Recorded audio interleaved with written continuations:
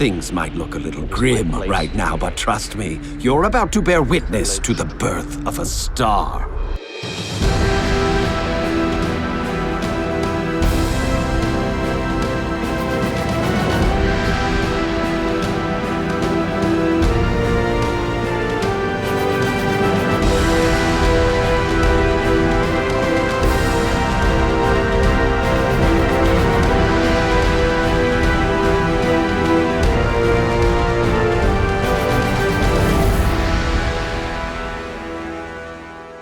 Welcome, Gothamites, to another episode of the Arkham Sessions. My name is Brian Ward. With me, as always, the psychologist to the superheroes, superheroines, and supervillains of Gotham City and beyond, Dr. Drea Letamendi. Hello, Drea. Hi, Brian. We are in celebration mode.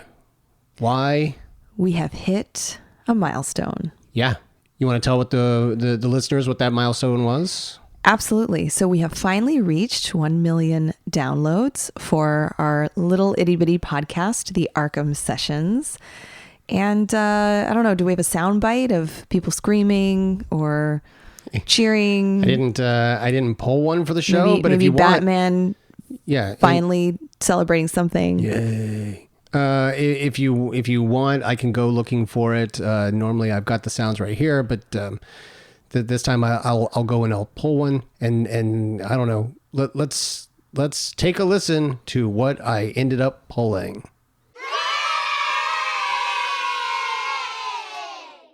Is that good? Yeah, I don't know what you're gonna pull, but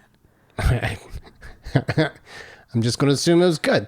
1 million downloads since we started the podcast 5 years ago. You and I weren't even positive we would get 100 people. I'm surprised that at least one person listens. They may have listened to it and from 1 million different it's just one person downloadable No, we ways. know we have more than one person listening. We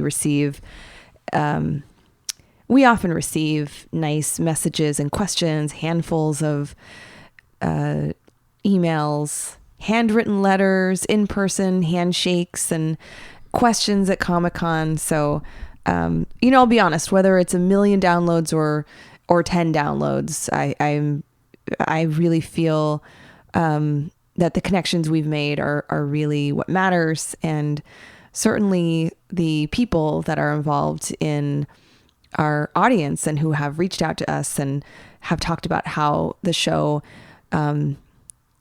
changes their outlook on life or has inspired them to go into the field of psychology.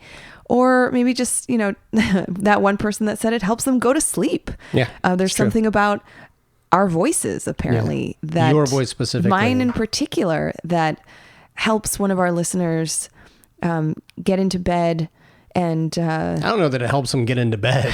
I was going to say, helps them get into bed, put the covers on, relaxes them, and lulls them into a nighttime special sleep.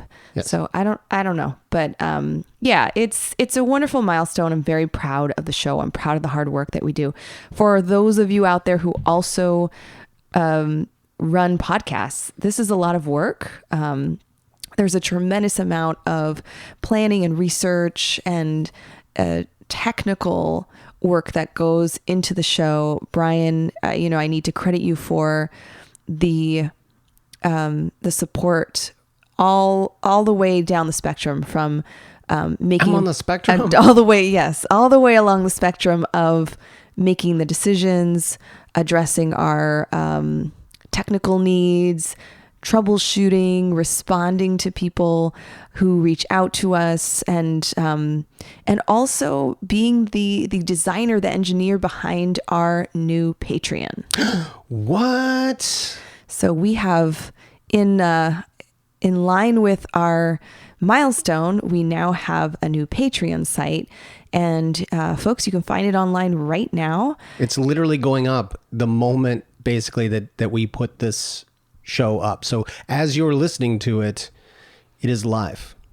Tell folks what they can access through our Patreon. Well, for a simple $1, you can get the podcast going forward a day early, and you can also get access to a blog where you and I will type up our thoughts on things that we are watching or listening to, or things that we are reading.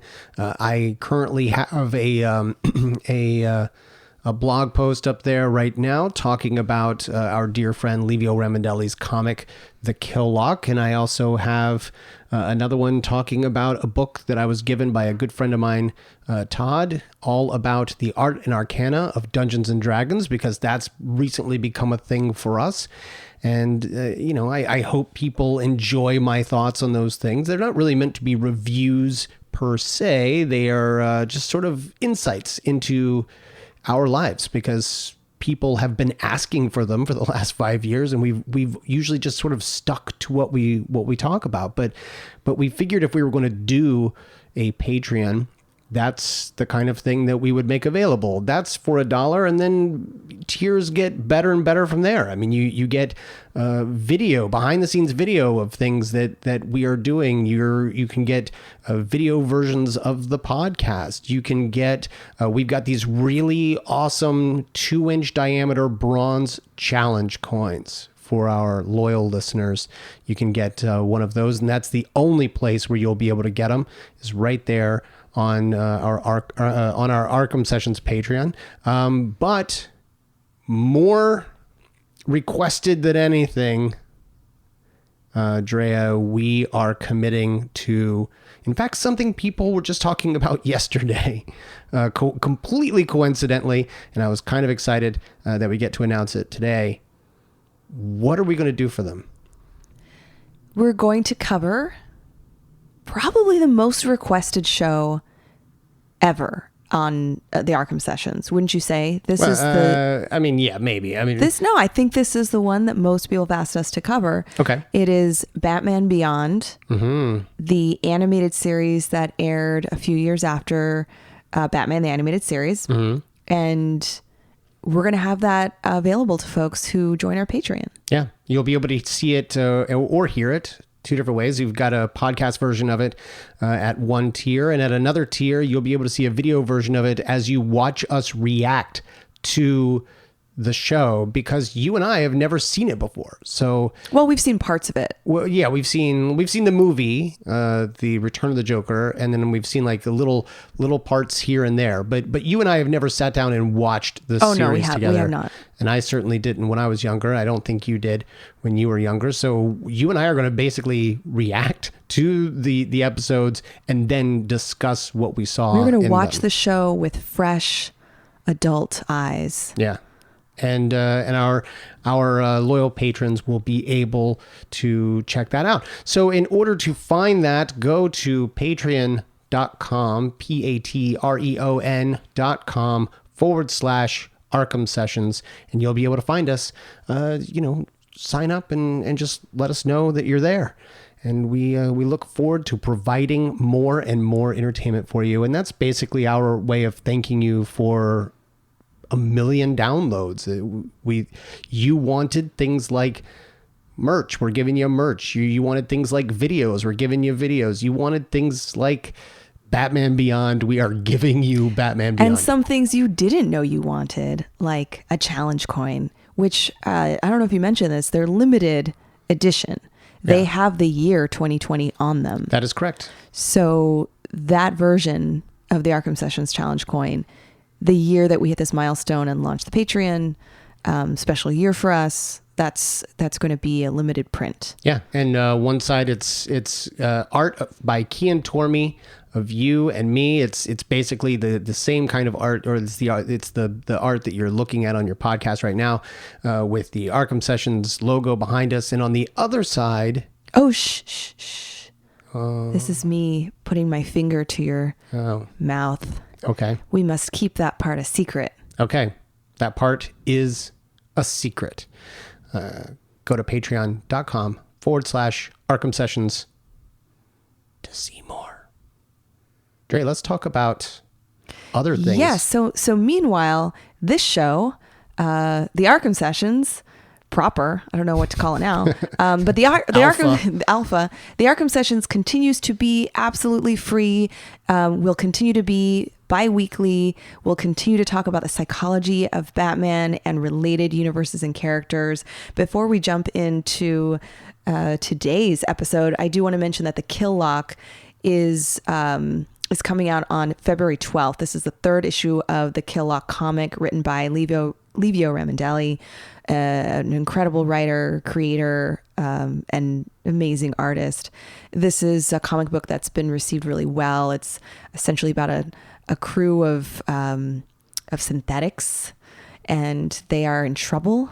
They're all unique, and I come in. I mean, I don't come in. My analysis of these characters come in the third issue. So that's the first issue that you can find some of the profiles that I wrote about the specific characters. And to clarify, so that people fully understand, you're going to read the comic, and at the back or in the front or wherever they decide to print it, you have little profiles, psychological profiles. Correct. Where you are analyzing each one of these characters. It starts in issue 3 and goes for the next two. It goes until the very last issue. Issue 6. This is a 6-issue limited series. It doesn't give anything away. Certainly by the time you finish the third issue, anything that's said in the psychoanalysis has been covered. There are some I would call them some theories about the characters, some curiosities, maybe even projection of some things that might happen. But I will say, and this is really important, I wrote those profiles in order of reading the comic. So in other words, I did not know. I think Livio did this intentionally. On purpose? Yeah, because I didn't know how it ended. Right. And so when I wrote the first few, I had only read the first 3 or 4 issues. But it's good because you sort of run up to, could this happen? Yeah, no, Could I have the this same level of wonder and fear and hopes about the characters, and I put that into my opinions and into my thoughts about each character profile. And when I got to the 6th issue, I mean, we'll probably mention this again on the show, but my jaw dropped. And the final couple of characters are analyzed in the very last issue, and that's after I'd finished it. So I went back and looked at what I'd written for the first couple of characters that I covered, and it actually follows the thread. I did not betray myself. I don't know, that sounds weird, but right now I'm doing a lot of writing, and I'm finding that I'm writing about characters that I don't, as far as like, let's say Harley Quinn, who's in Birds of Prey. I wrote about her from Suicide Squad, made a lot of suggestions, made a lot of assumptions from what we learned about her. And same thing with Kylo Ren and Rey. I wrote what felt like 1,000,000 words. I think those are 2 of the longest articles I've written. One of these days, I think we're going to compile the fandom articles into just a book. We should. You're writing literal chapters for them. We probably could. Those 2 articles were written before The Rise of Skywalker.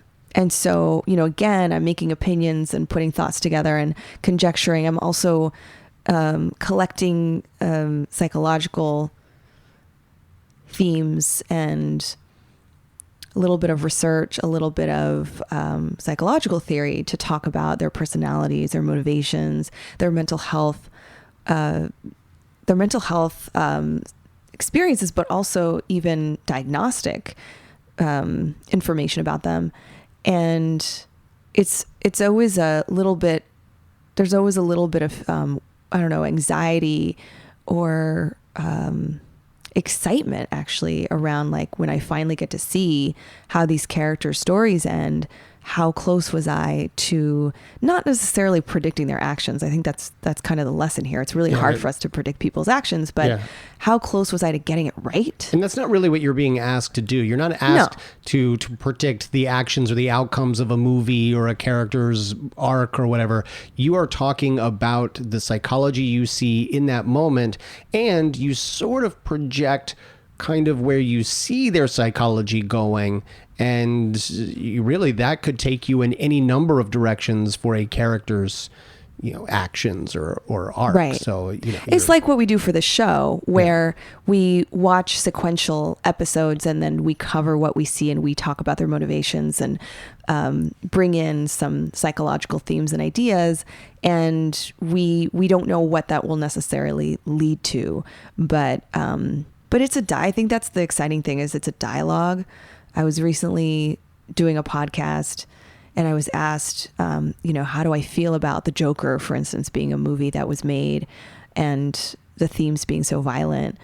And, I shared that it's not my job to critique and censor and keep art from being out there. Mm-hmm. It's my job to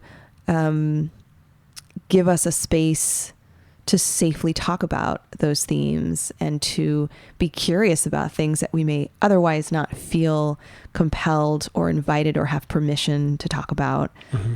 And, certainly I can provide warnings and suggest that certain stories aren't right for certain people or not appropriate for children, for instance. But I don't think I would ever state on the show, for instance, that some kind of, some entertainment that's in the mainstream media shouldn't be out there. I don't really think that's something I should comment on. Yeah.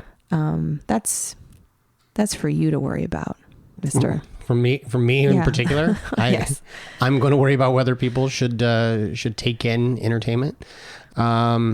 You have additional fandom articles that are out in the wild now or coming up, but I think you wanted to talk about that a little later on, so we can you should stay tuned till the end of the show, and we can tell you about some more fandom stuff that's going on.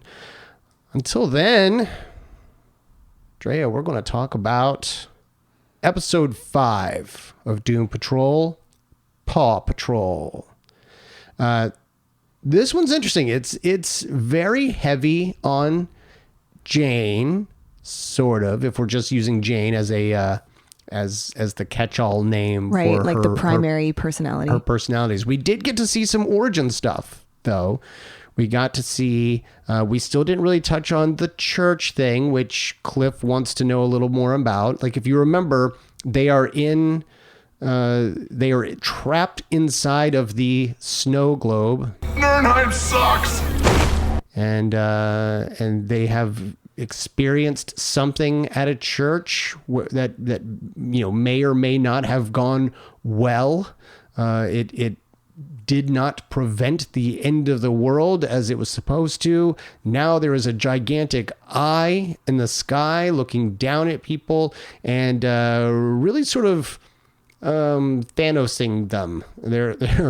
They are people who are scattering into ash and ember, seemingly at random. Anybody that the eye sort of looks down on is then... It's indiscriminate. It doesn't seem like there's any reason. It's just sort of looking and just taking people out. And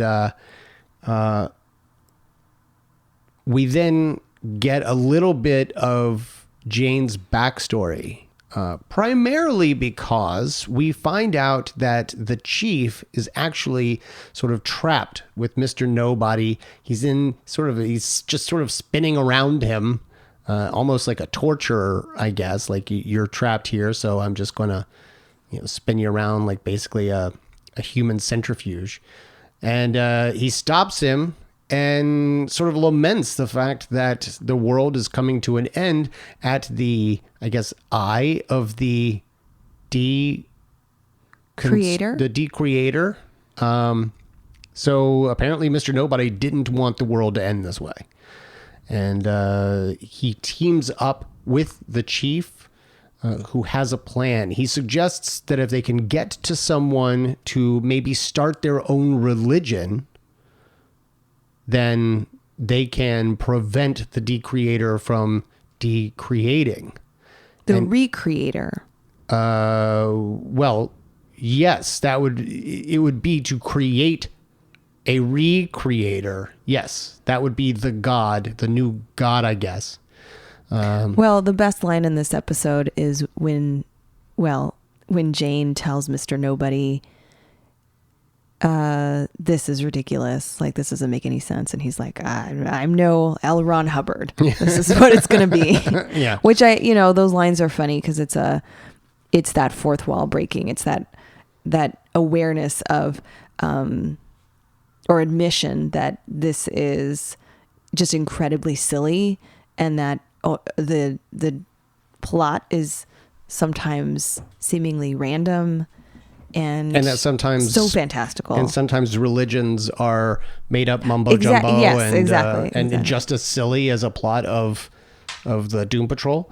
So they are going to find the right person, their emissary to this new religion that they're creating. And who's that person, Drea?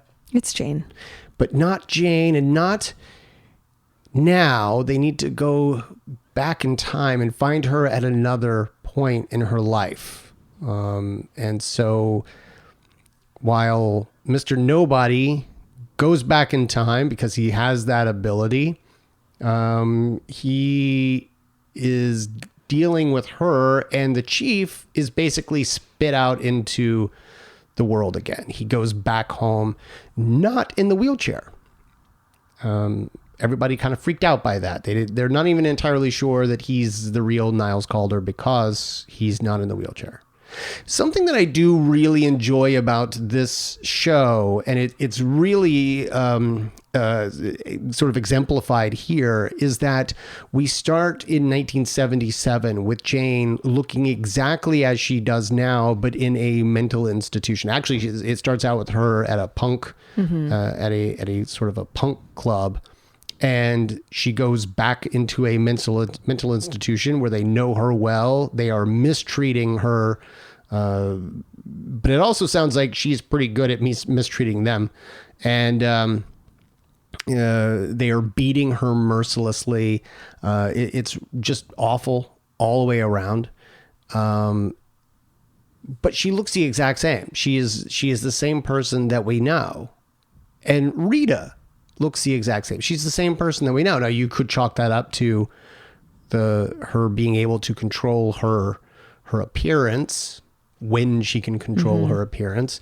But Larry, his body has not really aged either. So what I love about this, and we were talking about Niles having participated in something just quasi World War II, or just post World War II. So everyone here could be in any time period you wanted them to be. This show doesn't really seem to be at any time at all. At any specific time. Like, we can say that it's present day, but what does that mean to these characters? They all are just kind of who they are. Yeah. It also, I think, speaks to the pervasive torture that they're experiencing internally. Like, on the outside, they look the same and they seem to be preserving their external image, their appearances. But this episode also touches upon the internal turmoil that many of them experience. This is the first time that I've cared about Vic at all. Really? Yeah. I mean, the episode, no, I take that back. The episode where he's put through a re-traumatization episode, in that he's literally taken back, Mr. Nobody takes him back to his origin story, essentially.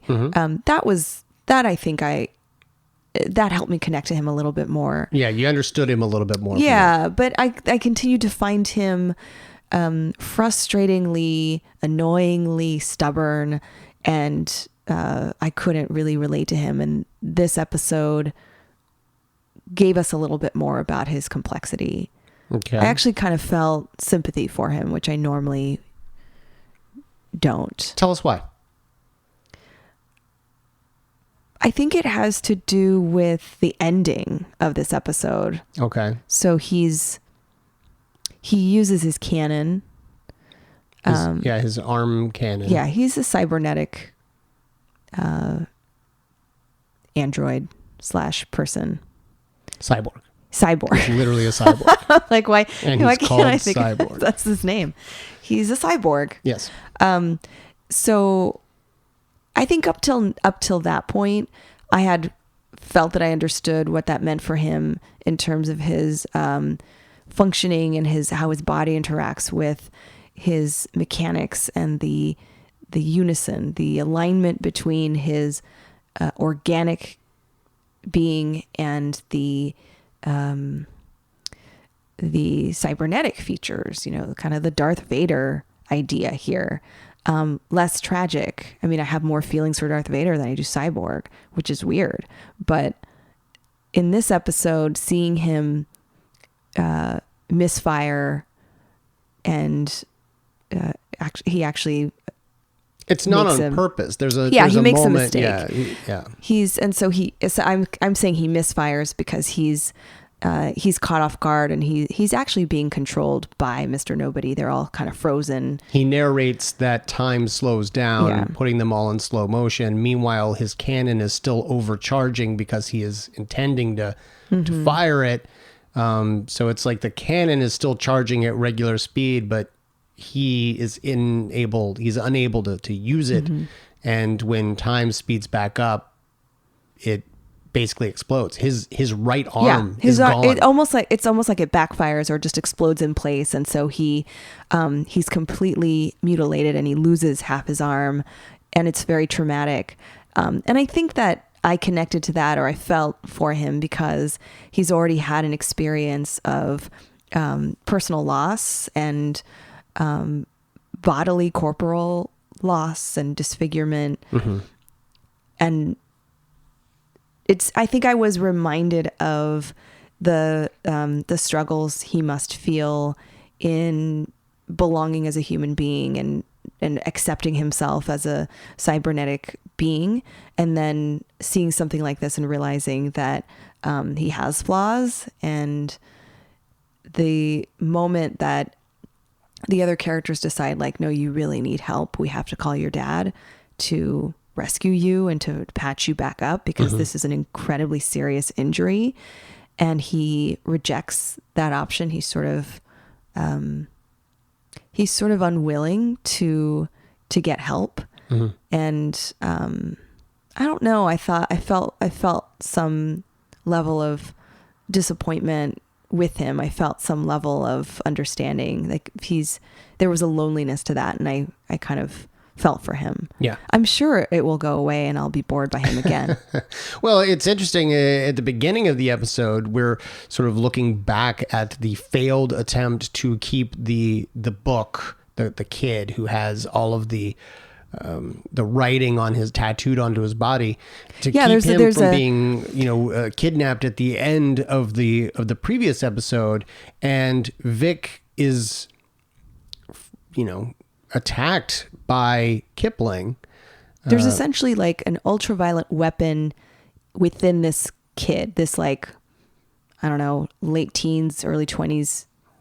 I think he's like 18 or yeah, he's a young adult. Whenever he became of age or whatever, right. So he's a person, but he has on him the writings of the apocalypse, that he's essentially a ticking time bomb. He spent his entire life thinking that he was being raised to save the world, only to find out he was being raised to destroy it when this book that was written on his body would be read. Right. And Kipling was trying to kill him. Cyborg was trying to protect him. Kipling basically turned on Cyborg. Now, there was an interesting moment that I thought you would appreciate at the beginning of this episode, where they're dealing with the repercussions of that. Cyborg has Kipling up against the wall with his hand sort of crushing his throat. He is just this close to killing Kip. And Kipling explains, I have the audio here somewhere here. All this could have been avoided if Halloween costumes come to life had just done as I said. He's a boy. It's one boy versus 7.5 billion people. I thought you'd get really excited over that, because that is essentially what you have always talked about. That's the trolley dilemma. the needs of the many outweighing the needs of the few or the one. He was going to kill the kid in order to save the world. And these folks were so embedded in the protection. They felt the need to be heroes of someone they knew, that they weren't considering the population as a whole, which is all Kipling was doing. I wonder if it's not so much that they were or weren't considering the population as a whole, but that out of a simple principle, a moral principle, they refused to sacrifice an innocent human being, somebody who was undeserving of being murdered by them. Sure. And I think that that's where the differences are. That you have a character like Kip, who has been in hundreds of different dimensions and probably lived several lifetimes in terms of his experiences, and one kid's life in the whole scheme of things doesn't seem to matter. But I guess the question is, while morally you are certainly, I guess, obliged to protect this young kid, is it not also logically the right move to listen to the guy who has lived these lifetimes and in these, like, he knows his stuff. And so you're almost thinking, well, logically, yeah, philosophically, I should just listen to this guy because he probably knows what's up. Would you? Well, let's talk about the trolley problem. Okay. I'm not sure that we've really delved into the trolley problem in the past. So for folks that aren't as familiar with this hypothetical paradigm, it's a brain problem. It's kind of an experimental paradigm that's brought up, has several years. I want to say maybe in the mid 60s, this problem was proposed to invite people to consider philosophies around morality. And if you're familiar with The Good Place, I was going to say that's Yeah. probably one of the places where a lot of people can learn about the trolley problem. I was introduced to the trolley problem in a number of different psychology classes. So you had to pay good money for what a bunch For of the lessons for what of a bunch of other people just watch The Good I Place. know, to right? learn. But super excited to see the trolley problem appear in The Good Place, a show I very much enjoy, a show that just had its finale, and also to see one of the Comic-Con installations give us a trolley, give us a That's true. little taste of what a trolley problem would be by putting up a large Model train. model trolley, and we got to play around with it, and it was fun to pull the lever. So let's describe, because we keep saying trolley problem, but describe what the actual problem is. Not to be confused with the trolley song from the movie Meet Me in St. Louis, Okay. which I learned about before the trolley problem. Right. The trolley problem, so as I said, it's a thought experiment about ethics. And the original trolley problem is this. Imagine that you are standing next to a trolley track and there's a giant lever next to you. And there is a runaway trolley barreling down the tracks. Ahead on the tracks, you see 5 people tied up and they're unable to move. So they're on the track that the trolley is heading toward. You are, like I said, next to a lever. And if you pull the lever, the trolley will switch to a different set of tracks. You notice that there's one person on that side track. Mm-hmm. So you have 2 options. You do nothing, and 5 people on the main track are killed. Mm-hmm. You pull the lever, and you kill the one person on the other track, the one that the trolley's diverted to. Mm-hmm. So which is the more ethical option? What's the right thing to do? Brian, tell me what you personally would do. You kill the one person. You would pull the lever, so you would take action, and Yes. you would kill the one person. Yeah. I would probably do the same thing. Whoa. Given the situation. You've always told me don't even think about it. In fact, at Comic-Con, when we did, it didn't matter who was on the track. You were pulling the lever. No, there were different situations in which I wouldn't pull the lever. But that's the original dilemma. And what's interesting is, of course, there are different variations of this cute dilemma that really raise some questions about not just ethics, but psychology and values that we place on people's lives. Philosophies. I'll give you another example. It's called the fat man. So have you heard of this one before and how this variation goes? So instead of being next to the track, you're actually on a bridge and you see the trolley moving toward the 5 people who are tied to the track. So if you do nothing, 5 people will die. However, if you push this fat man, this is what it's called actually, the fat man dilemma. If you push him onto the track, which apparently you have the option to do, he's big enough to prevent the trolley from hitting the 5 people, but he dies. So it's a little bit of a proactive murder.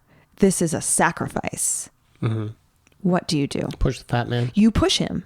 Well, I have to. It's the same thing as pulling the lever. Is it though? 5 people are going to die if I don't push the one guy to save them. I'm sorry. Got to do it.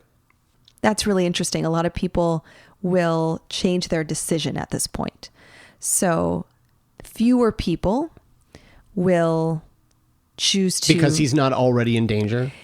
But he's being a real ass. He's just standing there. Standing on the he's bridge. Standing there just watching as these 5 people you're are going to also die. just standing there like an ass. No, I am clearly that is not true. I am clearly in superhero mode looking for alternatives. I'm looking for options. I'm the only proactive person on this bridge. What if it's you or him?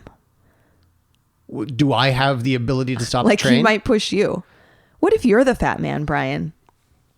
You might get pushed off. Maybe I take one for the team. So let's make a slight variation. It's called the fat villain. And in this variation, in this example, where the fat man is in fact the villain who put those 5 people in peril. So he's the one who tied them up onto the track, right? Right, push him. That creates clearly different responses. Most people will say, I will push him. I will willingly murder him. There's another variant of this where there's a man who's nowhere near the track. He is not on a bridge. He's not tied up. He's simply... I'm going to drive to go get him and bring him... Listen, he's simply off in on a grassy area.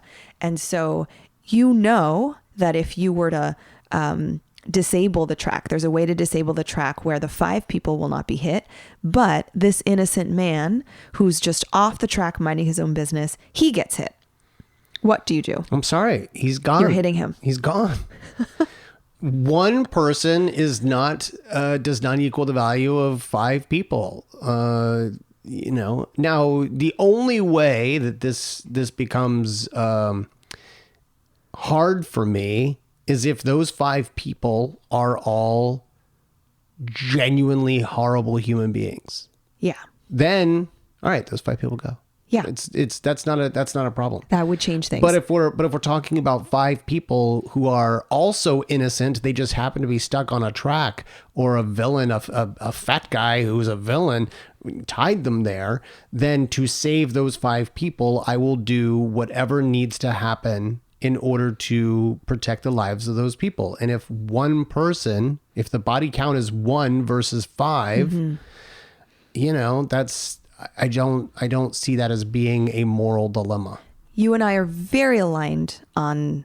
We are married. On this, this moral decision making. There are some people that refuse to push a man or to send a trolley to, a grassy yard where he's hit because of the level of involvement. And so these variations, sometimes they'll refer to them as more involved or less involved. And when I say involved, I mean 2 different ways. That the innocent, in those 2 scenarios, the innocent men, the one in the yard, the one on the bridge, they're not involved in this weird trolley situation. They're just sort of passerbys.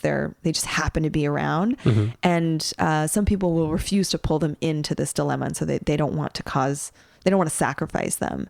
The other thing is this concept of whether it's a personal decision or not.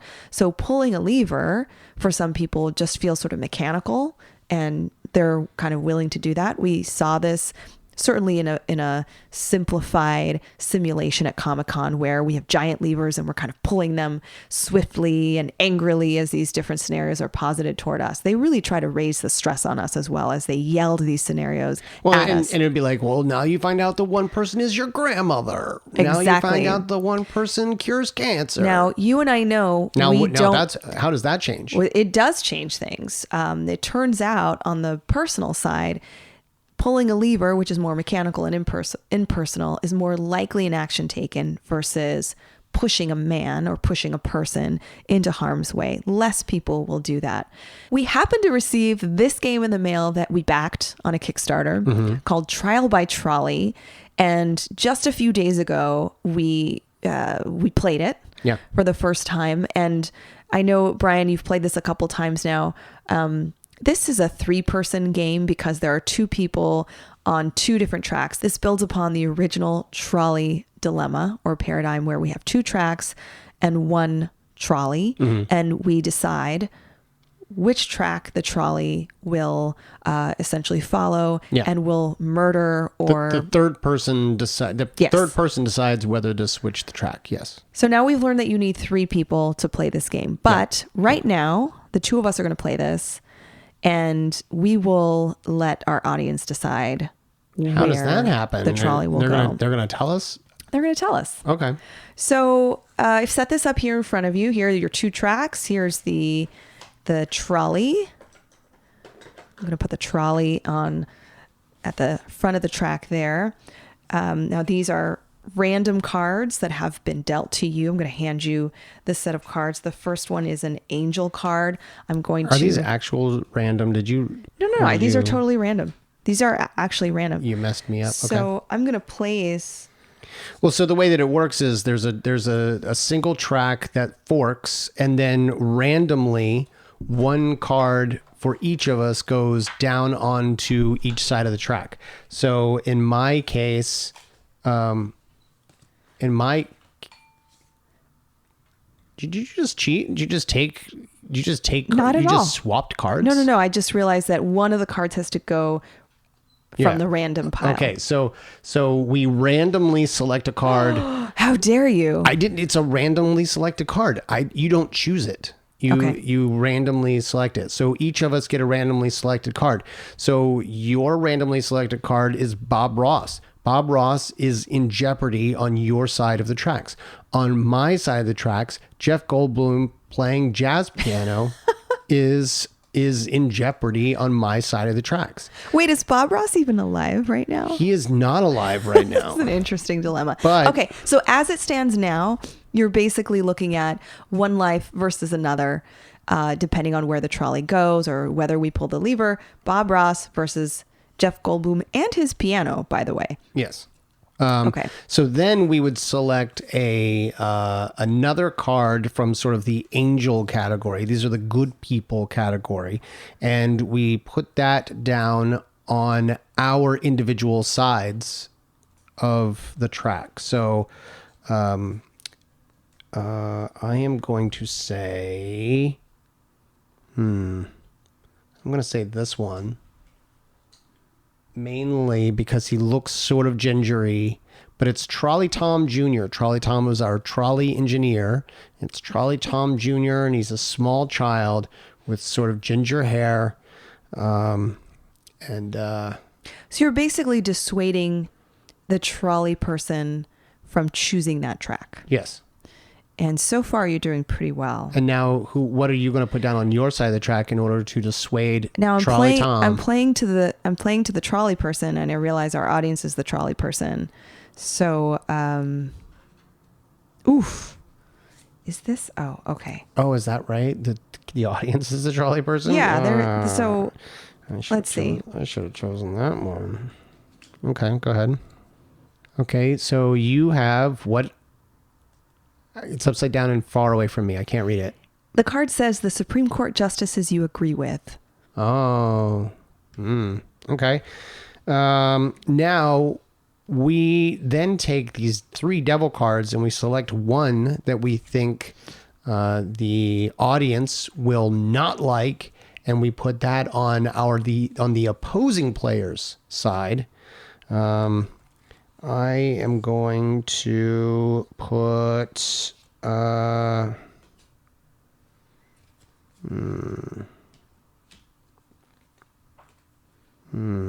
got so many options here. You do one first. You want me to go first? Yeah, because I did one first Okay. before. So I'm putting this on your side of the tracks. Yes. This says the person in charge of euthanizing all the animals at your local shelter. Okay. And then in the picture, there are animals depicted, very cute, cats and one 3-legged dog inside little cages, and then a very sinister looking man saying, "I love my job," as he's yielding a syringe full of euthanizing toxins. So I'm putting this on your track, hoping that our audience chooses the right thing to do, which is to get rid of him. Yeah, now that I see the card, not that big a deal. Just so you know, audience, that card, not nearly as bad as she made it sound. Okay, it's exactly as bad as she made it sound. Well, in that case, I'm just going to throw down on your side, Nickelback. It's the band Nickelback. The whole band. The whole band apparently. Nickelback is now on your side. Now we select from this other pile of cards, Qualifier Cards, and we're allowed to put this on any side we want over any of the individuals. So,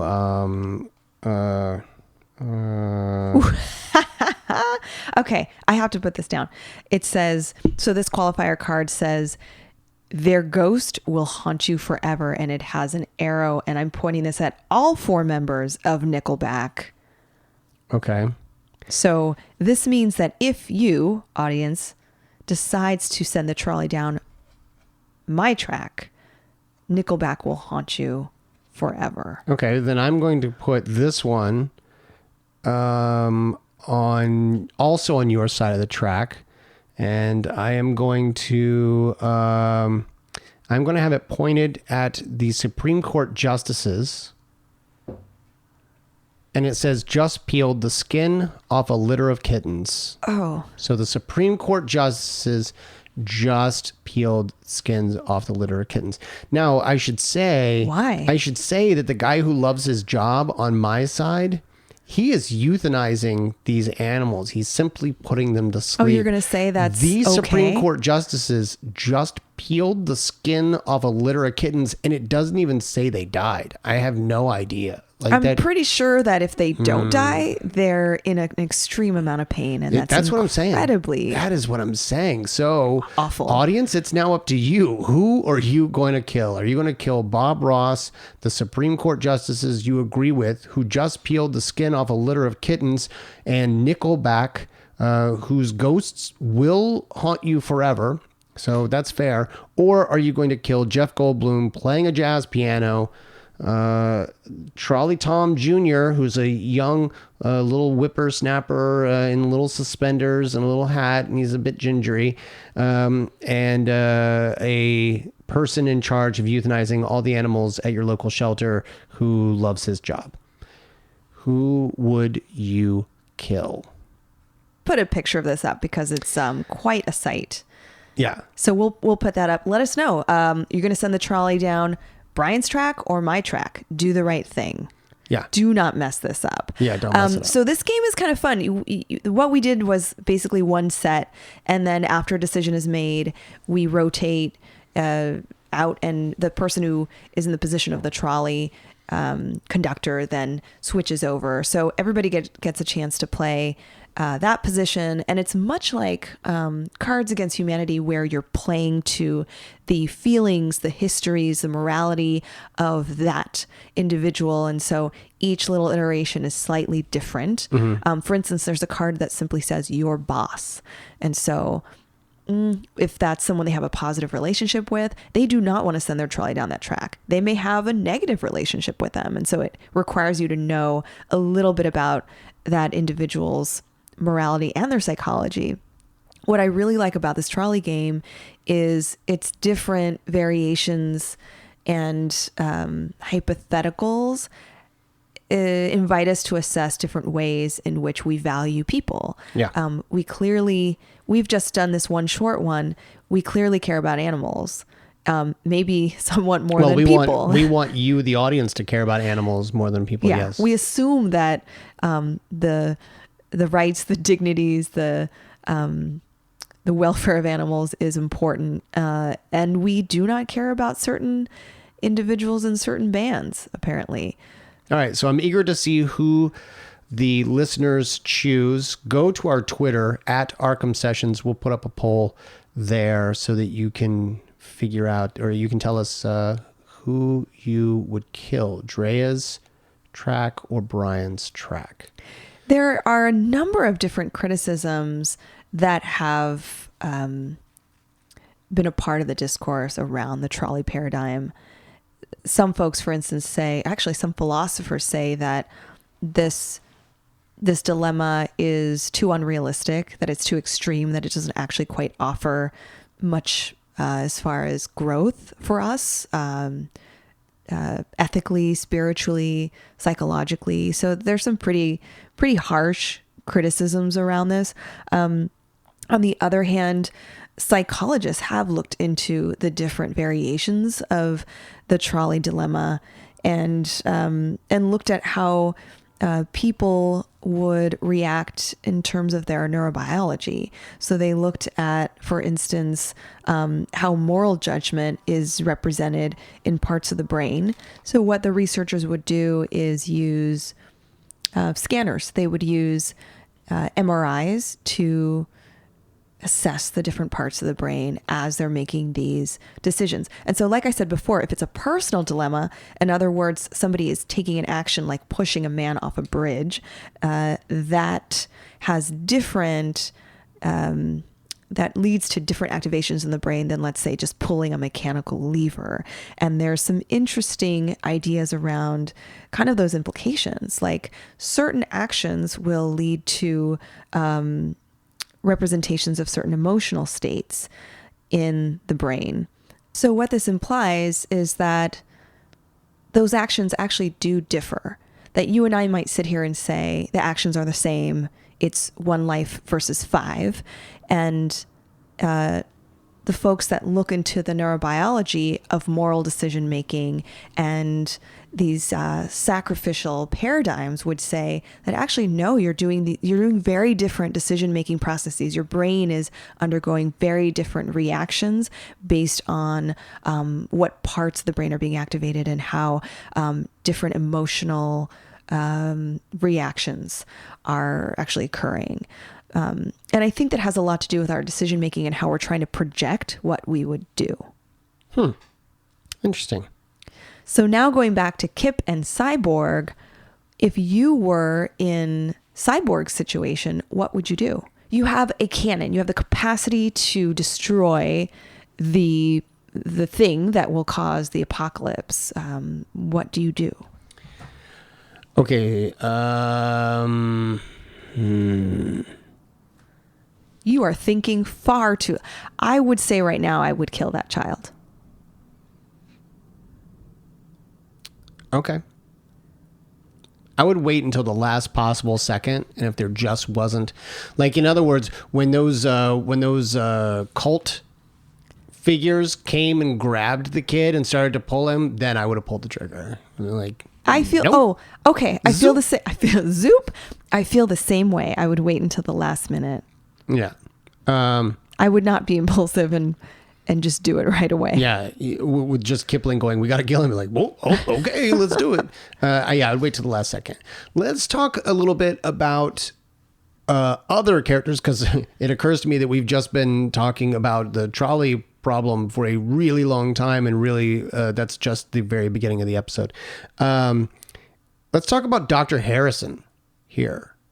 We've never met Dr. Harrison before, but in a moment where Jane is being locked on a gurney in a mental institution, there is a psychiatrist that is being particularly mean to her.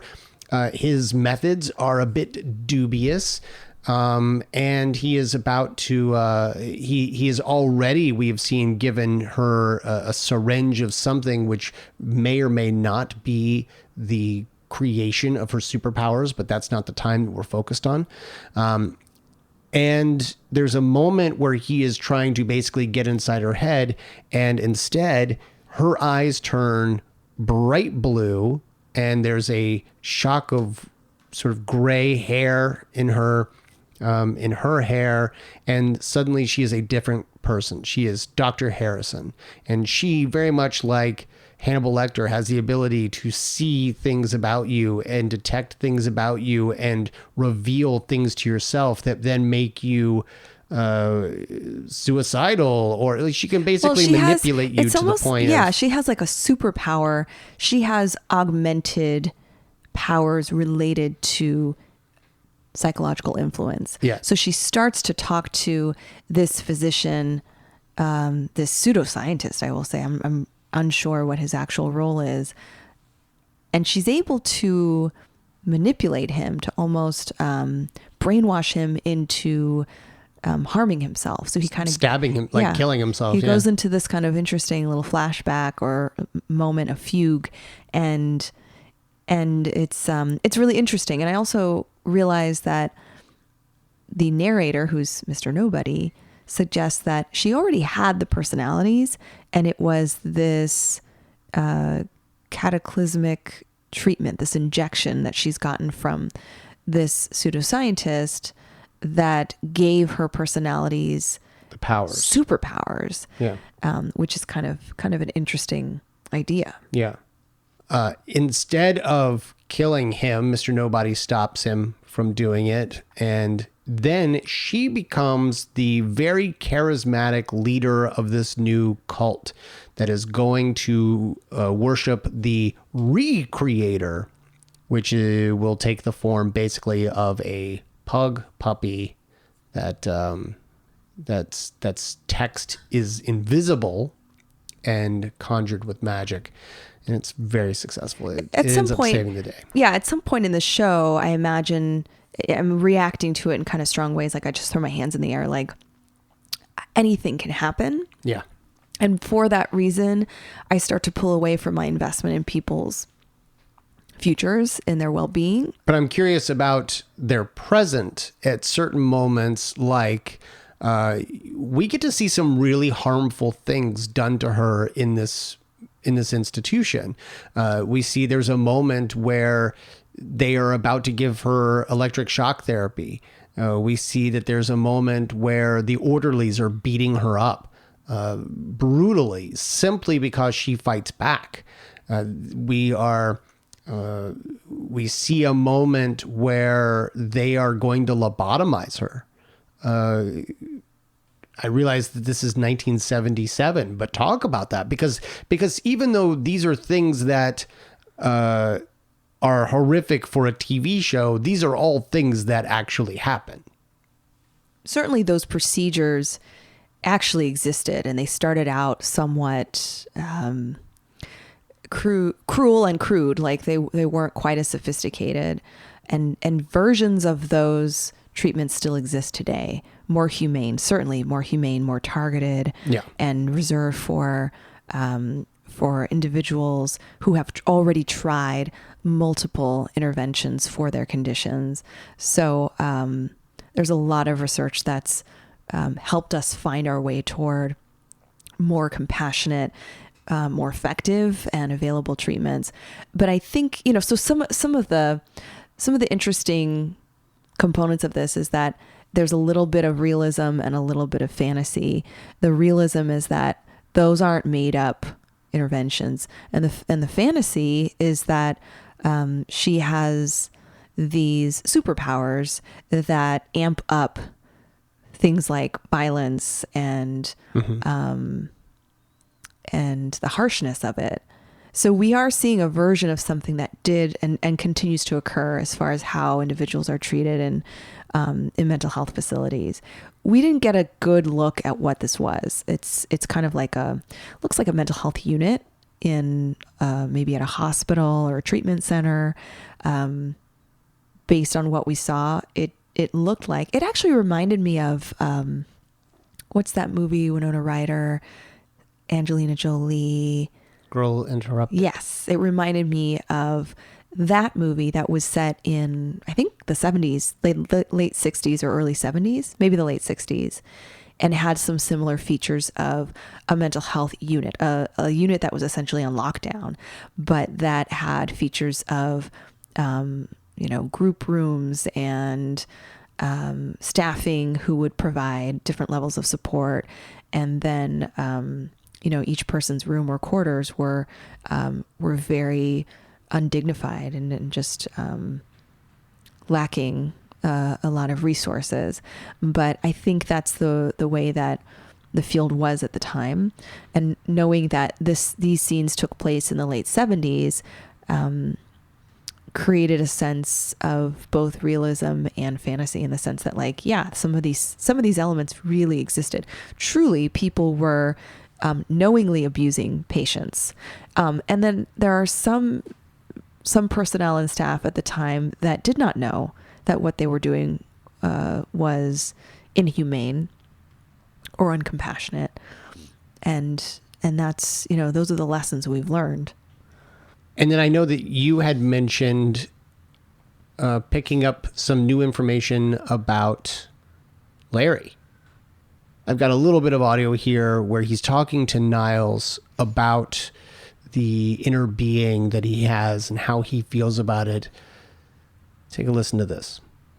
The spirit, it let the first unwritten book go. It put the boy in harm's way.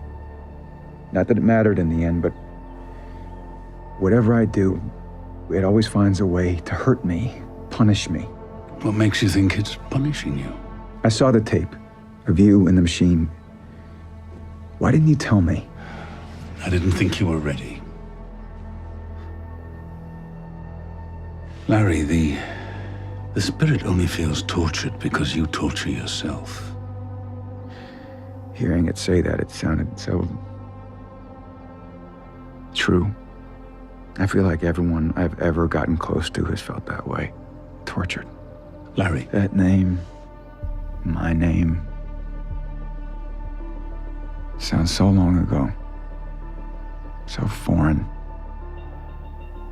Strange. Sometimes I wonder if Larry Traynor died years ago and this is some fucked up afterlife. Other times I think I am the fucked up afterlife. Dragging everyone into my own personal shitstorm hell. That's what I see, every time the spirit leaves me. I see everyone I've ever loved burning because of me.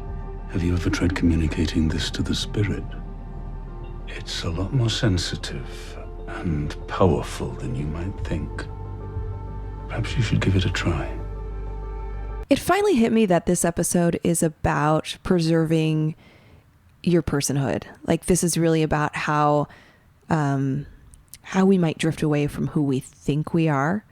Vic, for instance, says a line that's very powerful about how he needs to hold on to himself. He needs to remain the person that he believes in. And that's actually related to this moral dilemma we were talking about earlier in the show, that we make these decisions about ethics based on who we think we are. It's self-preservation. It's awareness of our set of values and understanding that we will take action. We don't make random actions. It's all a reflection of who we are. And Vic's statement was about ensuring he wouldn't shift in his set of values. So he would not end that kid's life.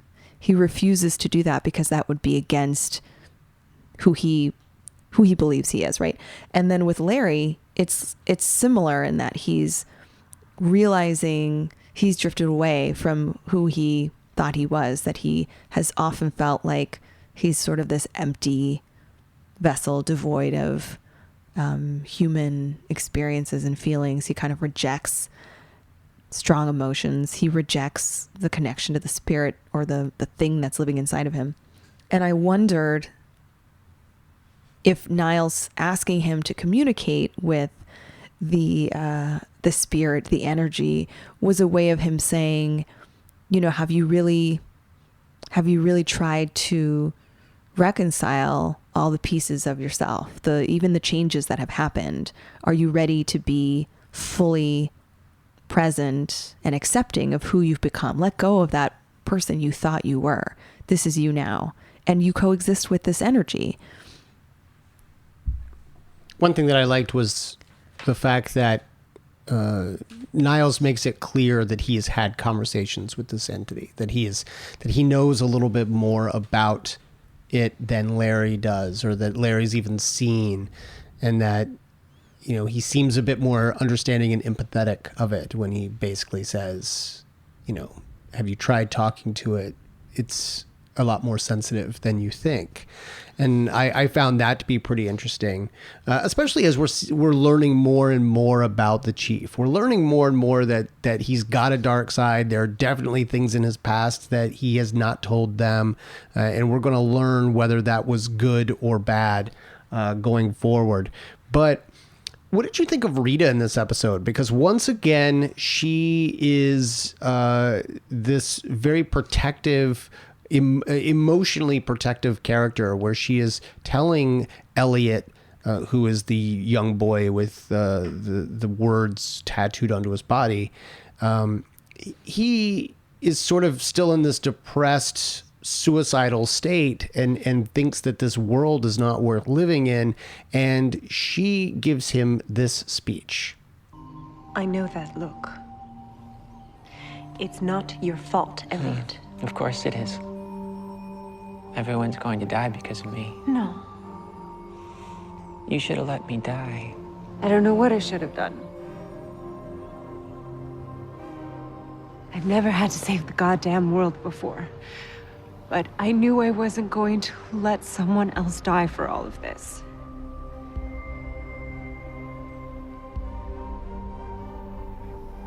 Maybe you haven't seen the world, Elliot, but I have.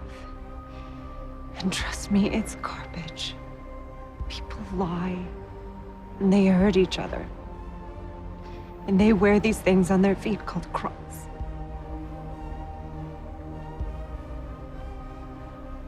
I went with my gut. And my gut says you deserve a break. We both do. So it's the end of the world. But we have time. We should do something. Something special. Like what? Anything. What have you always wanted to do? Place you've always wanted to see. Food you've always wanted to taste. Anything. Whatever it is, we'll do it.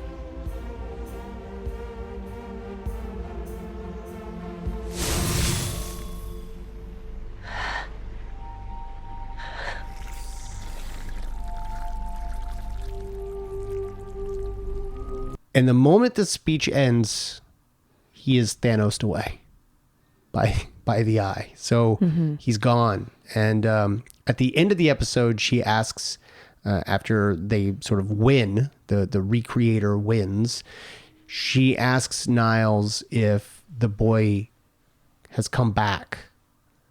And he doesn't say no, but it's kind of presumed that he is not back, but he's no longer necessary. He is not as much danger as he was before, now that we've created this alternate Recreator And so he sort of sweetly looks upon her. And I think there was a significant amount of change there. What I also think is interesting is that she has now literally right in front of her own eyes seen that her belief and her words don't necessarily matter, that someone might still go. So I'm curious to see what happens to her in future episodes. Does she go back to that cold, dark place of hers, or does she remain where she is now with this sense of, this need to be the hero? I wondered about that moment as well, because there's a profound idea that she's sharing that I think a lot of us can understand. It resonates with us. She's saying that there's a lot of disappointment in this world. There's a lot of betrayal. There's a lot of evil that's kind of existing in human nature. I don't think she's talking about the randomness of things. I think she's talking about the faults of human beings. Absolutely. And immediately, as she finishes the sentiment, he gets Thanos out of there and he just kind of disintegrates. And I thought about that with my understanding that that could have confirmed what she was saying, that the world will introduce a lot of heartbreak, and sometimes it's unexpected and sudden, and that the journey or the challenge is to have a willingness to exist in it. Because remember, this is the kid that considered suicide in the last episode. He wondered if the right thing to do was, essentially to jump on the track if this were the trolley situation, right? And he was willing to end his life to save billions of people. And she's the one who convinces him that that's not a good idea, that he should consider what his life has to offer, and consider the idea that he does not have to have that pressure on him, that he does not have to make that decision. And then he's wiped away. He basically disappears. So I just have some mixed feelings about that, and whether that was meant to show us that, yes, Rita's right, and this is a harsh world. She calls it garbage, and it's a very sobering scene. So then ultimately, what did you think of this episode, Drea? I thought it was really out there. There are all sorts of things that throw me off, just in terms of you're not into Niles talking seductively with the little blue that horse? Was weird. That was so weird. That was interesting. I think what's good about the show, so what's useful and what the show offers are those moments that we just talked about, right? With the concepts of quality of life and how we value different people and how we value our own lives.